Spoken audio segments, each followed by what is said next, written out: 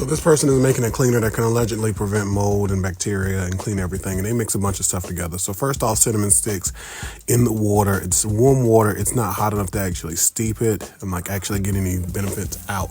But I want y'all to pay attention. You're using lemon juice and vinegar, which are two acidic things. You're using some Dawn dish soap, but you're only using so much of it compared to basically the majority of it being this very weak cinnamon water.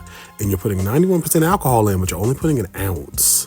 So an ounce to 12 ounces is like, this is now 10% alcohol. It's not even concentrated. The only thing that would potentially be doing something would be like the vinegar. The rest of it is a waste. And even then, you've watered all of it down. This is just a soap solution. This isn't doing anything like this. When you think of the proportions, it doesn't make sense. When you just look like, oh my God, he's mixing all these things together, it sounds legitimate. Until you're like, I need to tag the guy that does the cleaning. There's a guy, I need to tag him.